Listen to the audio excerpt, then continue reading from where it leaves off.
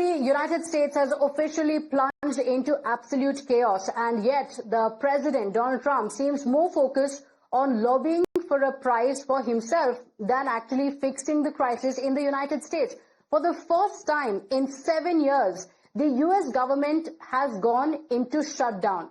That means that most non-essential federal operations will come to an absolute halt in the United States. This shutdown was triggered after Republicans failed to push through a short-term funding bill in the Senate. The timing couldn't be worse because inflation is spiraling, fears of recession are already mounting, and global economies are also increasingly snubbing the United States.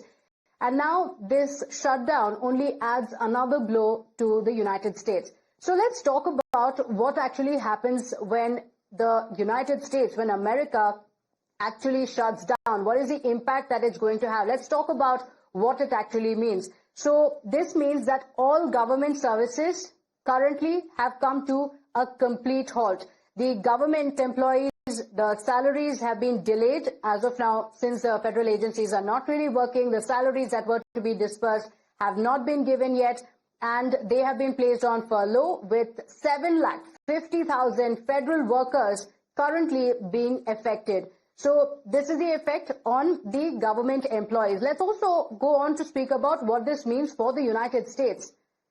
It's fair to say that Donald Trump is proving to be America's own undoing, whether it is in his first term or now in the second term as well. The self-proclaimed greatest leader of the free world is actually dragging his country into deeper crisis day after day. So let's talk about what all has happened and the effect that we have had all along. Let's look at the first term as well. In December 2018 to January 2019, that is 35 days, which was the longest in the US history, there was a US shutdown. Again, this was during the first term of the US president back then as well, the first term of Donald Trump. Now we have, from the 1st of October, again a complete shutdown, again taking place in the second term of the US president. So imagine this.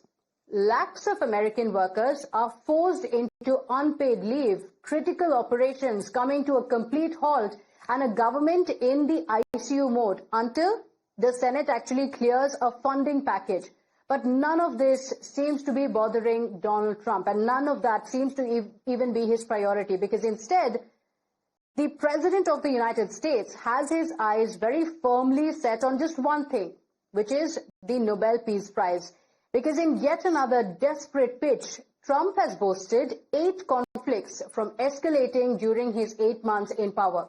So yet again, he literally went on to plead, saying that awarding the Nobel to someone who has done nothing instead of him would be a gross injustice, not just to him, but to the United States itself. We'll have 8 in 8 months. That's pretty good. Nobody's ever done that. Will you get the Nobel Prize? Absolutely not. They'll give it to some guy that didn't do a damn thing. They'll give it to a guy that wrote a book about the mind of Donald Trump and what it took to solve the wars. And he'll get the Nobel Prize will go to a writer. No, but well, let's see what happens. But it'll be a big insult to our country, I will tell you that. So the US president is also making no effort to hide his newfound affection for Pakistan. Just days after the Pakistan Prime Minister Shehbaz Sharif and the failed Marshal Asim Munir met Trump and falsely credited him with stopping the India-Pakistan conflict in May, Trump has made it clear just how flattered he was by these words. Stopped the war. It was raging for 4 days, but that was just the beginning. And we stopped it. It was a great thing. And the Prime Minister of Pakistan was here, along with the Field Marshal, who's a very important guy in Pakistan. And he was here 3 days ago.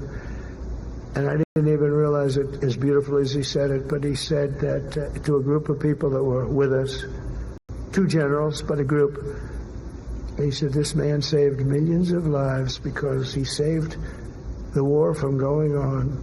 And that war was going to get very bad, very, very bad.